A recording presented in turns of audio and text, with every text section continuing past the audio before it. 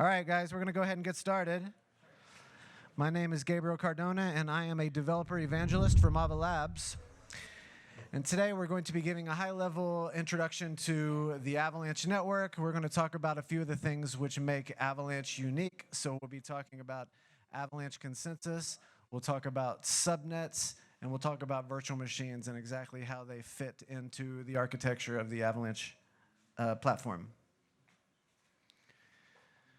So we'll start at the obvious place. What exactly is Avalanche? So Avalanche is a global financial network for the issuing and trading of all digital goods. And we enable potentially millions of validators to process thousands of transactions per second with near instant finality. And we paired this very fast throughput and fast finality protocol with an architecture which really meets the needs of unique decentralized financial applications. And we accomplish this through this notion of subnets or subnetworks. And so subnets allow anyone, anywhere to spin up a tailor-made network with custom virtual machines and complex validator rule sets. So the way to really think about Avalanche is a network of networks, or it's a platform of platforms. And we envision thousands and thousands of these public and private subnets to all emerge into this global marketplace that we're calling the Internet of Finance. So before we get started, I want to give a brief history on the evolution of the blockchain revolution. And so I suspect what's on these next few slides isn't going to be totally, radical news to most of the people in this room, but I have found that it helps in order to really appreciate where you're going, it helps to have an understanding of where you've come from. And just so that we're all on the same page, I figured we'll just very briefly go over the evolution of the blockchain revolution. And so we think of blockchain 1.0 as Bitcoin. So in the beginning was Bitcoin, and the Bitcoin was good. And so Bitcoin really proved to the world there was this need for a robust and a decentralized payment network. And Bitcoin obviously had a radical impact on the lives of many, many people, myself included. I found out about Bitcoin in 2011. So the gentleman who took over for Satoshi, Gavin Andreessen, whenever Satoshi stepped away, he handed over the keys of the kingdom to Gavin, and Gavin spun up the very first faucet. So today, if you're familiar with faucets, we have one, and most crypto ecosystems have one. So you can just go and paste in your address, and they'll give you a little drip of some crypto to help on-ramp you into the ecosystem. Believe it or not, the very first faucet ever, Gavin was giving away 5 Bitcoins for each drip. So back in 2011. And I had always heard that he gave away 50,000 Bitcoins. I had no way to confirm that number, but just recently I went and I found the original address of the faucet, and it has sent 75,000 Bitcoins. And so, of course, he could have wrote a script that was just sending them back and forth to himself. There's no guarantee that he gave away 75,000, but I had always heard that he gave away 50,000, and the address has sent 75,000. So, anecdotally, I think that kind of checks out. And so Bitcoin is obviously amazing. It changed a lot of people's lives, myself included, but it really does leave a lot to be desired. And so first off, Bitcoin is slow. So for the sake of this presentation, I'm talking about the Bitcoin layer 1 network. I'm not talking about the Lightning network or anything that's built upon it. I'm just talking about Bitcoin layer 1. So Bitcoin only does a handful of transactions per second. So I believe the recent numbers that I've seen ever since Bitcoin turned on segregated witness, I believe it does now 3 to 4 transactions per second. So obviously, if we're talking about an entirely new financial network that's going to take over the world, and 4 transactions per second is not going to cut it. And so Bitcoin's slow. It has slow finality. So obviously, we're talking about blockchains, and there's this idea that you're stacking blocks on top of them, and that's why you have a block height. And Bitcoin, it's recommended that you wait 6 blocks before you're really confident that your transaction is not going to be reorged out from under you. And in Bitcoin land, it takes 10 minutes on average for a block. So we're talking an hour before you can be confident that your transaction has settled. So obviously that's very slow. If you're a merchant doing point of sale, the cliche cup of coffee or something like that, an hour is obviously not going to work. It's not green. There's a meme that goes around that Bitcoin uses more energy each day than some nation states. And that's actually true. The Bitcoin network burns more energy every single day than some nation states. I actually think that's more of a short-term problem than a long-term problem, because there's so much energy that falls on the earth in the form of sunlight every day. Every hour we get enough energy to meet 100% of our energy needs for a full day for renewable, nuclear, and fossil fuels every single hour. And so really the problem is, harvesting this, storing it, and transporting it. But those problems are being solved in our lifetime. So in my opinion, Bitcoin burning a lot of energy is just a short-term problem, but it is a problem. It's an optics problem, because you often see blog posts that say, crypto is even worse for the environment than we thought, and they're almost universally talking about Bitcoin burning more energy than some nation states.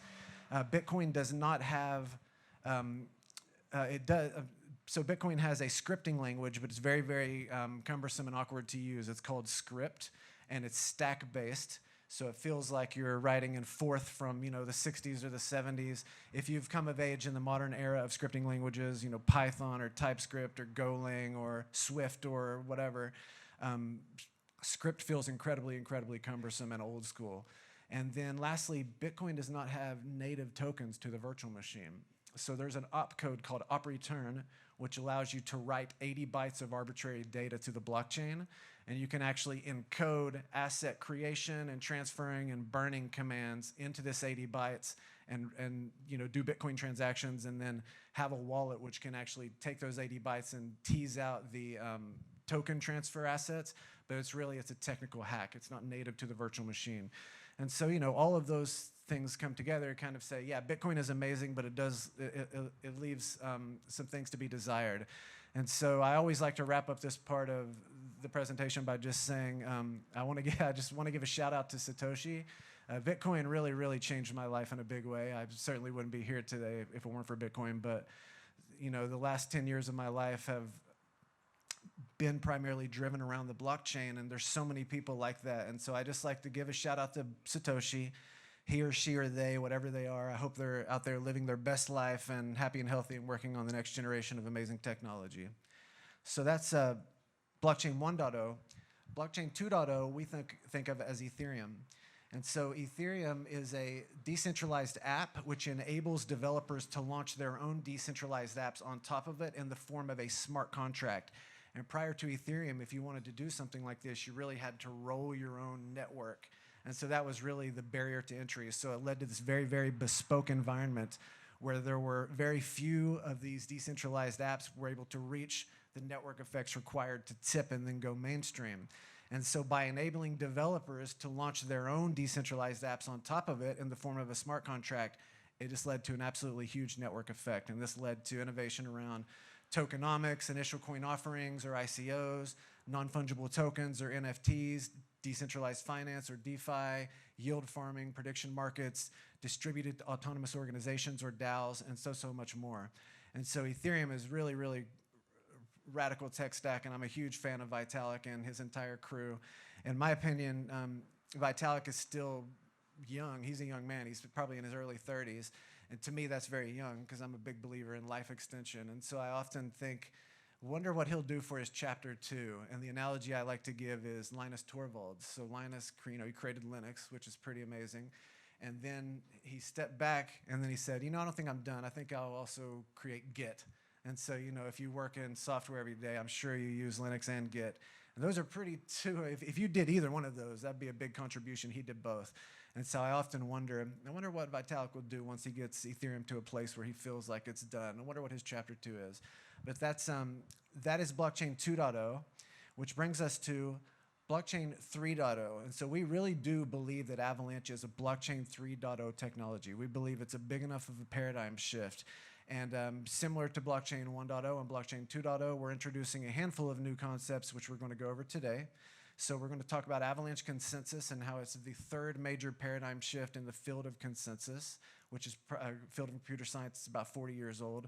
We'll discuss how Avalanche is unlike most other blockchains in the sense that it is a network of networks instead of a single virtual machine and a single set of validators. We'll dig into virtual machines, what they are, and how they fit into the Avalanche network. And then lastly, we will discuss how Avalanche enables developers to spin up their own tailor-made network with custom virtual machines and complex validator rule sets, and that's through subnets. So let's talk about Avalanche Consensus. First off, what is consensus? If you work in the blockchain space, you probably hear the word consensus 1,000 times a day, but what is consensus? So consensus is the process by which a series of individual validators come into agreement on a decision. So really that's it. How do you get a bunch of machines to agree on something? And it's a very, very rich field of computer science. As I mentioned, it goes back around 40 years, and we really do believe that Avalanche Consensus represents the third major paradigm shift in the field of consensus. And so in the 70s and 80s, when classical, we think of it now as classical consensus first emerged. Classical consensus, we have this really great chart on our website. Classical consensus has extremely low latency and high throughput. It's very, very lightweight, and but it's not really decentralized or scalable, and it performs very, very poorly in adversarial conditions. Around 2008, 2009, when Satoshi Nakamoto released Bitcoin to the world, the entire world was turned on to what came to be known as Nakamoto Consensus. And Nakamoto Consensus is very decentralized and robust, but as I mentioned before, it doesn't have high throughput. It only does a handful of transactions per second. It does not have fast finality, so as I mentioned, it takes about an hour to be confident your transaction has settled. It's not lightweight or green. As I mentioned, it burns more energy than some nation states every day, and it performs okay in adversarial conditions up to the famous 51% attack. And actually, Avalanche Consensus is one of the things that originally sort of opened my eyes to why Bitcoin was so important. I live here in the Bay Area, and I've been here for most of my career, and I've pretty much been in the startup space my entire career. And there's like this formula for startup success, which I think, number one, you have to build upon a solid foundation of engineering. So, you can't build your house on sand. You have to build your house on solid stone. And so when you're talking about doing, advanced computer science and engineering, you have to build your entire foundation on a rock solid bed of engineering. And then you need to have some type of technical innovation. You have to have something that genuinely sets you apart and sets you forward from everybody else. Then you have to have some type of marketing buzz around it. And then lastly, you want to incentivize your team in such a way that you'll get the very best people in the world to give you the very best years of their career, because if you're successful, they are in turn going to be successful. And so out of that sort of formula for success, when I first saw Bitcoin in 2011, Nakamoto Consensus is the thing that really opened my eyes and made me say, okay, this is in fact legit. Because Satoshi solved a problem which is 40 years old in a very unique way. And that's when I first saw, computer science and academics and professionals and professors all kind of vibing out on this. It's because Nakamoto Consensus was a really, really big deal. In 2018, a pseudonymous group known as Team Rocket, a pseudonymous group known as Team Rocket released a white paper on the IPFS, the Interplanetary File System, introducing an entirely new paradigm of consensus, what is now known as Avalanche Consensus. And Avalanche Consensus really is a perfect storm of features from both classical and Nakamoto Consensus. So it's very scalable and robust. It's very, very decentralized. So I don't know the exact number. I haven't checked it in a while, but there's around 1,400 or 1,500 full block and vertex producing validators on our mainnet today. And as I mentioned, in theory, Avalanche can support millions of validators. And as we move forward into the Internet of Things, I think we're going to test that in the future. So basically, there's a couple barriers to entry. Whenever I first joined the team in March 2020, so it's been about 2.5 years, our software did in fact run on the Internet of Things. We used to recommend people run it on a Raspberry Pi, but since then, simply based on architectural decisions with Avalanche Go, it no longer runs really great on a Raspberry Pi, but it's definitely on our roadmap to have that be in the future. And then today you have to stake 2,000 AVAX in order to become a validator. Obviously that number needs to come down, but presuming we can get both of those things solved, we can bring down the 2,000 limit, and then we can get our software running on the Raspberry Pi again, which both of those will happen. I do think we're going to see tens of thousands, hundreds of thousands, millions of validators in the future, and that's very, very exciting because it's extremely decentralized and robust. Avalanche Consensus has very, very fast finality, so sub-second, immutable, irreversible finality. So I found out about Avalanche in 2018. So prior to my current position as developer evangelist at Ava Labs, I was the director of developer services at Bitcoin.com. And in 2018, I was in Milan, Italy, at a Bitcoin technical plenary meeting. And Goon and Kevin, the two co-founders of Ava Labs, actually woke up around 4 or 5 a.m. Ithaca, New York time, and gave us a presentation on Avalanche Consensus. And out of all of the things they threw at us, I think the one that immediately jumped out at me was this sub-second immutable irreversible finality. So remember, in Bitcoin land, you have to wait an hour because you're stacking blocks on top of each other. Even in Ethereum, where you have these 15 or 20-second blocks, you still have to wait a number of minutes before you're confident that enough blocks have been stacked that your transaction will not be reorged out from under you. In Avalanche Consensus, we have sub-second immutable and irreversible finality. So in the blink of a human eye, literally, your transaction has settled on the blockchain for all time. There is no concept of a reorg on Avalanche. And that's a really big deal. So to bring it back to like the cliche of, you know, can I buy coffee with my crypto? If you're a merchant and you're used to doing point of sale, if it takes any longer than the amount of time it takes to print a receipt, then it's pretty much a no-go because they're not trying to solve the problem of waiting an hour for your transaction to settle. And so with Avalanche, you know, as fast as you can scan a QR code, it's settled for all time, and that's a really, really big deal. I can't overstate that one. The sub-second immutable irreversible finality on Avalanche is absolutely huge. It's also lightweight and green, and we call it quiescent, so it can run on a Macintosh, it can run on a VPS droplet on the cloud, it can run on a PC. As I mentioned, it used to be able to run on the Raspberry Pi, the Internet of Things, and it will be able to again in the future. And then also, Avalanche is parameterizable, so it performs very, very well in adversarial conditions. I believe I've seen the number 88% thrown around, although I don't have it in my slide here. So Avalanche Consensus, again, the third major paradigm shift in the field of consensus, which is a very rich field of computer science going back probably 40 years or so. I have this great demo. Hopefully this is going to work. So this should give you, before I start, stop, okay. Whoop, give me 1 second. So this was created by Ted Yin. Ted is the co-founder of Ava Labs, and he is, prior to being at Ava Labs, Ted was one of the co-creators of Hot Stuff. So Hot Stuff is the classical consensus protocol which sits behind Facebook's Libra or Diem network. So if you guys remember a few years ago, Facebook was going to launch their own crypto. I don't remember if it's called Libra or Diem. I know they rebranded it at some point. But it has, the way it does consensus is this classical consensus protocol called Hot Stuff.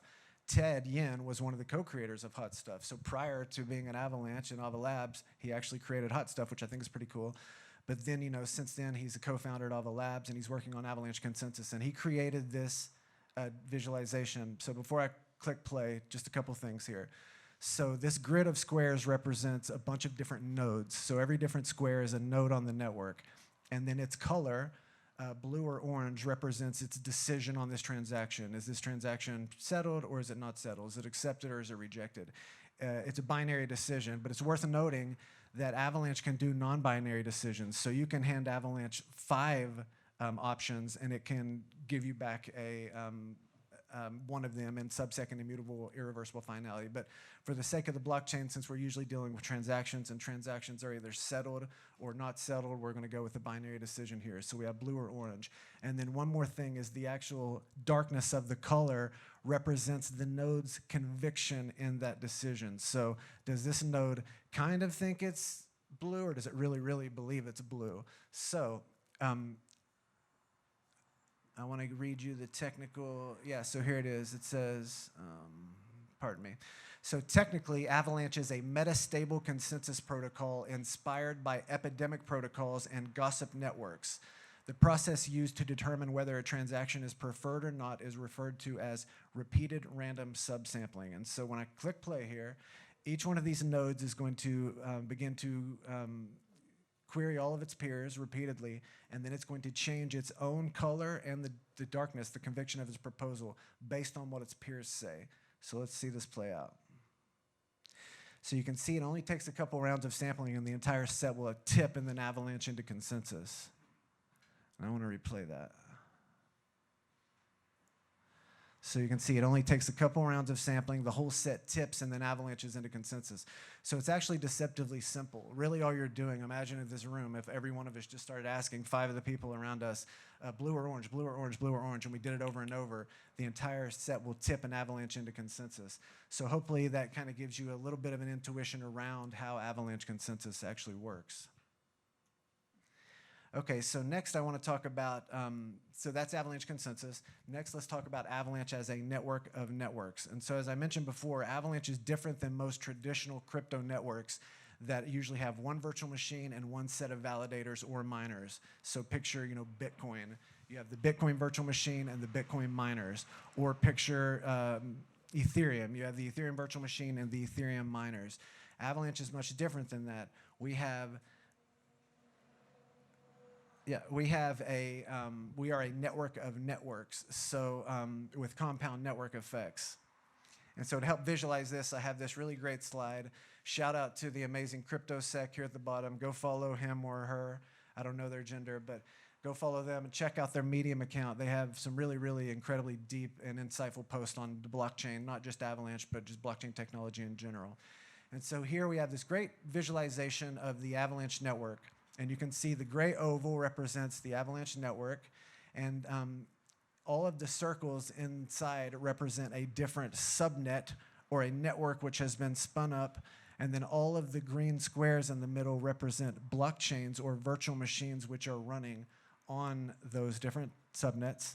And then the different lines represent the ability to bridge assets or users in between the different subnets. So today, for example, we have our primary subnet. There's no line there. There should be.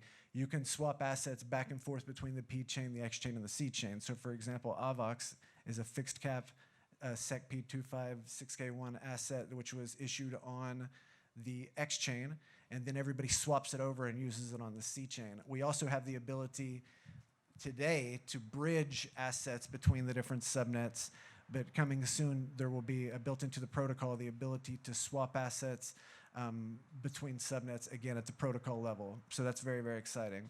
And so I often say, oh yeah, one more thing to point out at the top. So we have Ethereum and Bitcoin and Cosmos networks, and then we have this line showing that you can bridge assets between our primary subnet and these two different networks. So if you go today to bridge.avax.network, bridge.avax.network, I believe that's the right domain. Our bridge today, I don't know the exact number, but last time I checked, there was 300,000 transactions and $50 billion with a B. And that stat's probably 2 months old. I'm sure it's much, much more than that. But $50 billion in ERC20 tokens had been transferred back and forth between Ethereum and Avalanche. And then Bitcoin, I don't know the exact number, but it's probably close to 100 million, maybe even more. Last time I checked, it was 50 million, and that was a while ago. So I'm sure it's much more than that. And so we have the ability to actually bridge assets from other networks into our network and then back. And so that's huge because I often say that Avalanche's subnet architecture is really primed for compound network effects. And so I want to kind of unpack that a little bit. And so most everybody has heard of a network effect. So technically network effects are known as Metcalfe's law. And Metcalfe's law says that a network's value is proportional to the square of the number of nodes in that network. So for example, if a network has 10 nodes, then its inherent value is 100, right? 10 times 10 equals 100. So in other words, a product or service gains additional value for the more people who use it. And I think a couple good examples of a network effect would be the telephone network. So if only one person has a telephone, it's not very useful. But for every additional person who plugs into the telephone network, it becomes more valuable for every other person because they can call each other. But I think the canonical example of a network effect would be money. If only one person accepts a currency, it's not valuable at all. But for each additional person that accepts currency, the currency gains value for every additional user because you can use it to buy and sell goods of all of these different goods and services.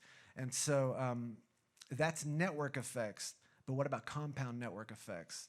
So compound network effects are known as Reed's law. And Reed's law states that the utility of large networks, particularly social networks, can scale exponentially with the size of the network as the number of possible subgroups grows much more rapidly than either the number of participants or the number of possible pair connections. So even if the utility of groups available to be joined is very small on a per group basis, eventually the network effect of potential group membership can dominate the overall economics of the system. So that's compound network effects. And Avalanche's subnet architecture is absolutely primed for compound network effects. So next, we want to talk about virtual machines. So a virtual machine defines the application level logic of a blockchain. So in technical terms, a virtual machine is basically a state machine. So you can think it has the blockchain state, it has a state transition function, it has transactions, and then it has an API through which users can interact with the blockchain. And every single blockchain that runs on Avalanche is an instance of a virtual machine. So the way to think about a virtual machine is it's like a class in object-oriented programming. In object-oriented programming, a class describes an object. It's basically a template from which you can instantiate many different instances of this object. And each of these objects, though they have been derived from a common template, they're all unique and they're logically separate entities with their own state. And so, similar to a class, a virtual machine is a blueprint or a template from which you can instantiate as many different instances of a blockchain as you wish. And each of these blockchains, though they were derived from a common template, they all are unique and logically separate entities, and they all have their own state. And so as a developer, when you write your virtual machine, you don't have to worry about lower level logic like networking. You don't have to worry about consensus. You don't have to worry about the structure of your blockchain. Avalanche does all of this for you behind the scenes, so you can focus on the one thing that makes your VM special. You can focus on the special sauce and abstract all of that away. And so at first, blockchain networks had one virtual machine with a predefined static set of functionality. And this rigid monolithic design limited what blockchain-based applications could run on these types of networks. And as I mentioned earlier, people who wanted custom decentralized apps really had to create their own entirely new blockchain network. So that was the barrier to entry. The barrier to entry wasn't writing your dApp. The barrier to entry was writing your own network from scratch. And as I mentioned, this it takes a lot of time and effort. It offers limited security, and it just led to a very bespoke environment where very, very few of these blockchains were able to reach the network effects required to tip and go mainstream. As I mentioned before, when Ethereum allowed developers to launch their own decentralized apps on top of it in the form of a smart contract, it led to a huge, huge network effect. Making sure I'm good on time here.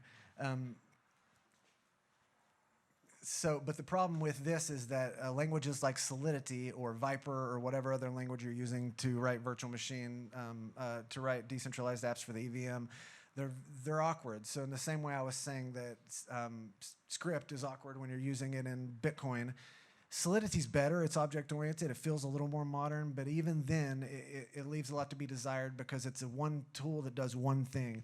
So you're used to all day long working in JavaScript or TypeScript because you're a Node.js developer, right? So you're doing all of your front-end stuff in React. You're doing all of your back-end stuff. You've got all of your build tools.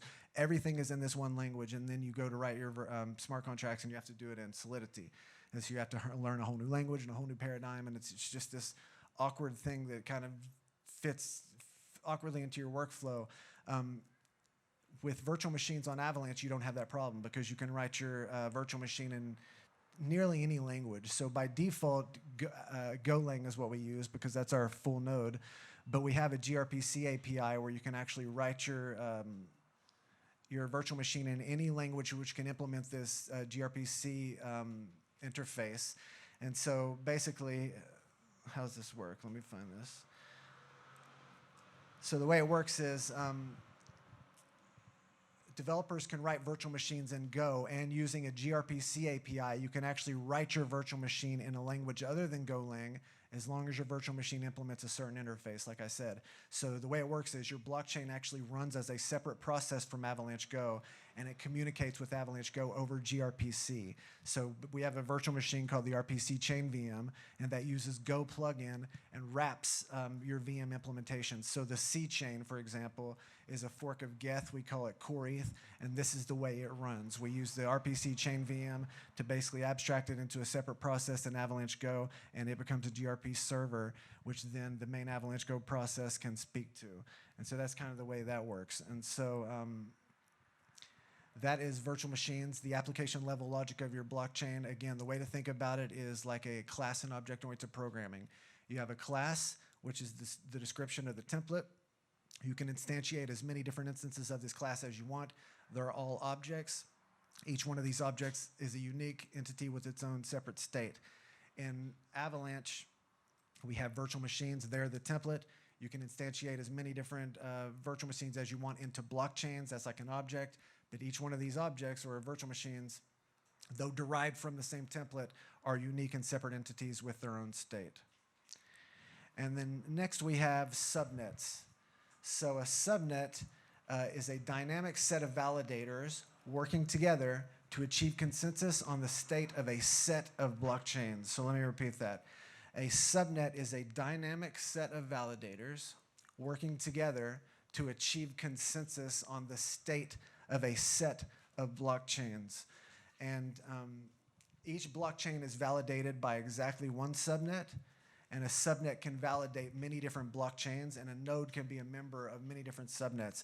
So the way to visualize this is Avalanche is very, very heterogeneous. That's the word we like to use. So it's very, very rich and diverse in character. And so I want to start sort of at the center and work my way out, and we can visualize this together. So the virtual machine is the application level logic of your blockchain. It's the template. It can be instantiated into as many different blockchains, some of which are public and some of which are private. And a blockchain is an instance of a virtual machine. Each blockchain is validated by exactly one subnet. A subnet can be on a spectrum of public to private and can validate many different blockchains, including many instances of the same virtual machine. A node can be a member of many different subnets, validating many, many blockchains, including many instances of the same virtual machine, some of which are public and some of which are private. So if you were able to visualize that, even part of that, you can get a sense of just how heterogeneous, how rich and diverse the Avalanche network it is. And so subnets can manage their own membership and can require their constituent validators to have certain properties, and that's very useful. So for example, compliance. So Avalanche's subnet architecture makes regulatory compliance manageable.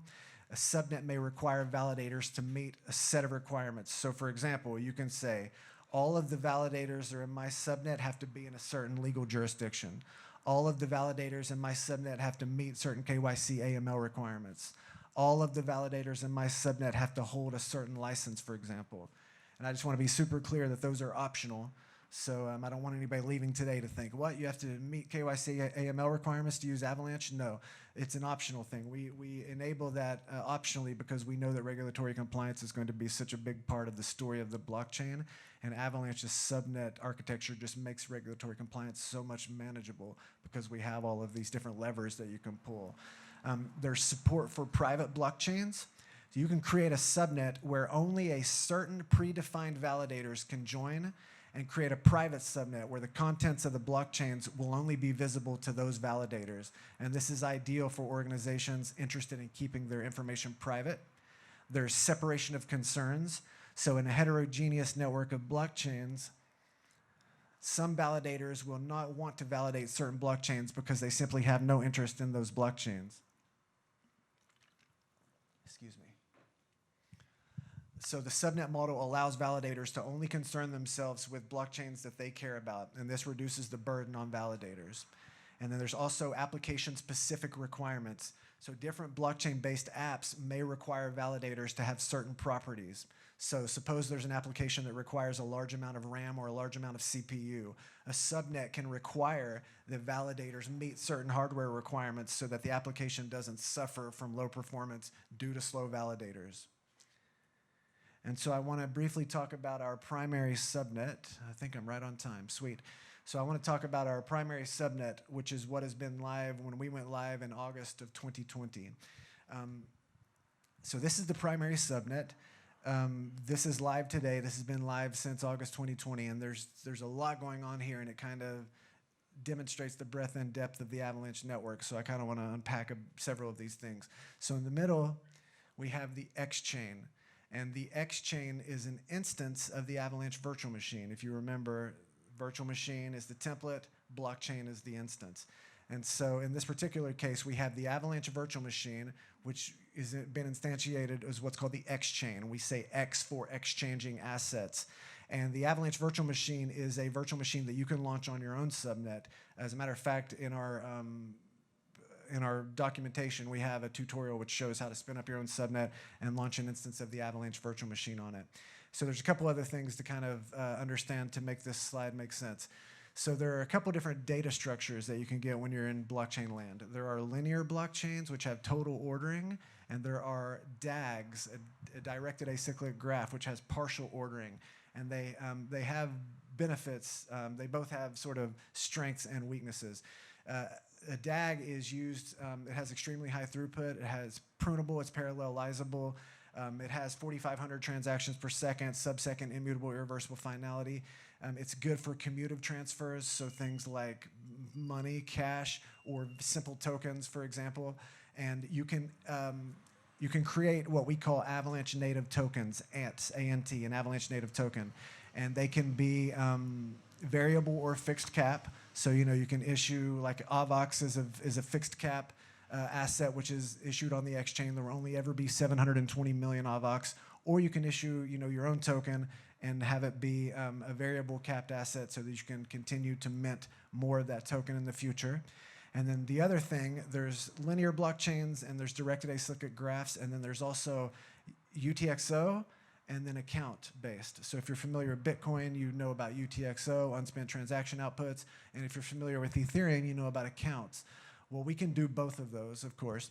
And so the X chain is an instance of the Avalanche virtual machine. It is a directed acyclic graph, and it has unspent transaction outputs, UTXOs. And so on the right, we have the C chain. This is our smart contract chain. That's where the C comes from. And it is an instance of the Ethereum virtual machine. So it is a linear blockchain. It has total ordering, and it's good for things like smart contracts, obviously. And being the only difference between it and Ethereum is that we took out Nakamoto consensus and we put in Avalanche consensus. So if you read the white paper, there's Snowman consensus and there's Avalanche consensus. Snowman consensus is basically for a DAG, and Avalanche consensus is for a linear chain. So they're they're basically the same protocol. They're like sister protocols. The difference being that Avalanche consensus sets out a hard rule where there can only be one parent, one child relationship, so it forms a linear chain, like instead of a directed acyclic graph, which is more like a tree structure. And so this is an instance of the Ethereum virtual machine, so it has 100% backwards compatibility with all Ethereum developer tooling and workflow. So if you use Remix or MetaMask or OpenZeppelin or Truffle or Hardhat or whatever your workflow is, all you have to do is add Avalanche as a new network ID and just deploy your smart contracts to our network, and it'll work out of the box. And that's one of the reasons our C chain saw such crazy growth over the last 2 years, because basically people were able to either take their existing EVM DApp, whether it be on Ethereum or any other EVM network, and just redeploy it to Avalanche, or people were able to go and fork that software and deploy it. So there was a huge land grab of people just deploying as much EVM infrastructure that we needed to take off, and it was a huge, huge opportunity, and people who acted ended up doing quite well. And so again, it has 100% backwards compatibility with Ethereum or EVM. So anything you could do in EVM, launch ERC20s, launch ERC721s, 1155s, all of the stuff I mentioned earlier, prediction markets, DAOs, all of that stuff works on our C chain out of the box. As I mentioned, it's a linear chain, and it does the account-based model. And then on the left, on the left we have the P chain. And so the P chain is our platform chain, P for platform. And this is like our administration chain. So if you need to add a validator, if you need to delegate some of your stake to an existing validator, if you want to launch a subnet, if you want to add validators to the subnet, if you want to instantiate a virtual machine as a blockchain, all of this is done on our P chain. And the P chain, it's kind of a mixture of these. So the P chain is has total ordering, so it's a linear chain, but it uses UTXOs like the X chain. So it kind of just shows you can mix those two different paradigms together. You can have linear chains or directed acyclic graphs. Whoop, sorry. Stop. Or you can have UTXO or account-based. And so the last thing, perfect timing because I'm pretty much done, the last thing to note here is this red line in the middle. So this red line in the middle represents the ability to swap assets at the virtual machine level. So today on our primary subnet, you can, as I mentioned, you can instantiate, you can issue an asset on the X chain like we did with Avax, and you can swap it over to the C chain and use it in DeFi, which is what everybody's been doing. You can also swap it over to the P chain and stake it and become a validator or delegate it to an existing validator. And so today you can swap assets between the different virtual machines. There's an interface, and if you implement it, if your virtual machine implements it, then it creates the rails for you to move these assets back and forth. Today, if you want to move assets between subnets, you have to use bridging technology, but very, very soon on our roadmap will be the ability to swap assets at the protocol level between subnets in the same way you can do this today between virtual machines. That's coming very, very soon. And so, in summary, what is Avalanche? Avalanche is a global financial network for the issuing and trading of all digital goods. And we enable potentially millions of validators to process thousands of transactions per second. And we do that using a protocol which is completely green and quiescent. And we have paired this high throughput, fast finality protocol with an architecture which really meets the needs of unique decentralized financial applications, and we accomplish that through subnets or subnetworks. And subnets allow anyone anywhere to spin up a tailor-made network with custom virtual machines and complex validator rule sets. And so again, Avalanche is a network of networks. We are a platform of platforms, and we envision thousands and thousands of public and private subnets to all emerge into the global marketplace that we're calling the Internet of Finance. And so thank you so much. My name is Gabriel Cardona. I'm a developer evangelist at Ava Labs. You can find me on Twitter and Telegram at CG Cardona. I will be here all week, so I'm looking forward to connecting with everybody and seeing all the amazing stuff you're working on. Thank you, guys. Cheers.